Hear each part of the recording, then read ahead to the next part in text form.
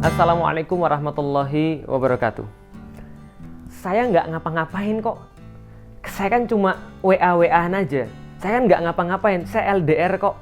Saya nggak pacaran kok. Saya cuma ngobrol aja. Kan kita cuma temen. Kan saya sama dia tuh kayak kakak adik. Ini alasan-alasan yang datang daripada syaitan. Fazayyana lahumus syaiton a'malahum. Syaiton itu senantiasa menghias amal-amal yang buruk seolah-olah itu adalah terasa baik. Ketika pacaran diharamkan, maka dibuatlah pacaran syariah, pacaran islami. Seolah-olah pacaran itu jadi boleh karena pacarannya itu di pinggir masjid, pacarannya di bawah beduk misalnya. Atau pacarannya ketika Ramadan, ketika tarawehan, pacarannya dimulai dengan basmalah lalu diakhiri dengan hamdalah. Pacarannya syariah. Kenapa? Karena ketika berpacaran diawali dengan membaca surat Yasin dan membaca doa kifaratul majlis, gitu kan ya. Nah, ini tidak menjadikan maksiat menjadi baik. Tidak menjadikan maksiat menjadi boleh. Kenapa? Karena keharaman tetap saja sebuah keharaman. Kebanyakan orang tidak memahami, termasuk para pengemban dakwah pun yang sudah mempelajari Islam, mereka tidak paham bahwa di dalam Islam kehidupan laki-laki dan wanita terpisah.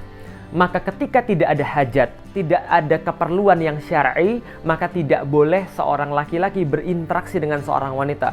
Apakah pergi ke bioskop bareng-bareng, ataukah pergi makan bareng-bareng, ataukah pergi jalan bareng-bareng, tidak ada. Selama tidak ada keperluan syar'i. Maka keperluan syar'i itu sudah diukur di dalam syariat. Seperti apa? Misal pendidikan, mereka boleh berkumpul satu sama lain selama dalam pendidikan, selama misalnya menuntut ilmu, apalagi dalam masalah pengobatan atau kesehatan, maka seorang laki-laki bisa berobat pada dokter yang wanita, demikian sebaliknya seorang wanita bisa berobat pada dokter laki-laki. Dalam masalah peradilan, ketika diperlukan untuk membuktikan sesuatu yang berkaitan dengan pengadilan, maka itu pun boleh. Dan perkara-perkara lain yang diperbolehkan oleh syariat, semuanya boleh.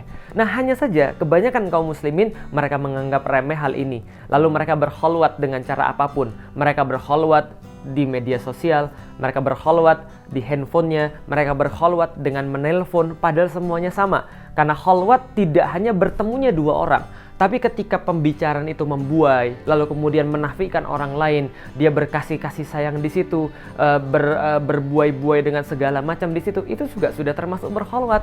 Maka ini harus hati-hati, pergaulan pria dan wanita terpisah. Lah, mengapa begitu? Karena ini adalah bagian daripada tindakan preventif yang dilakukan oleh Islam. Bahwa wanita dan laki-laki ini memang punya kecenderungan satu sama lain, maka mereka tidak diperbolehkan untuk bersama kecuali dalam hajat-hajat yang syar'i. Maka ini harus menjadi sebuah panduan dalam diri kita. Banyak-banyaklah mengkaji bagaimana sistem pergaulan di dalam Islam. Banyak-banyaklah mengkaji bagaimana Islam menempatkan laki-laki dan Islam menempatkan wanita. Kapan mereka boleh berkumpul? Kapan mereka harus terpisah sama sekali? Kapan ketika Allah memperbolehkan mereka bisa sama-sama untuk melakukan sesuatu? Kapan mereka harus melakukan satu-satu? Mereka harus melakukan aktivitas satu-satu dan tidak bercampur satu sama lain. Tapi pada intinya yang harus disampaikan adalah secara mendasar dan secara default laki-laki dan wanita itu terpisah aktivitasnya. Maka jangan bersama-sama kecuali memang ada keperluan, karena mudorotnya pasti ada. Wallahu a'lam bishawab. Saya Felix Xiao. Assalamualaikum warahmatullahi wabarakatuh.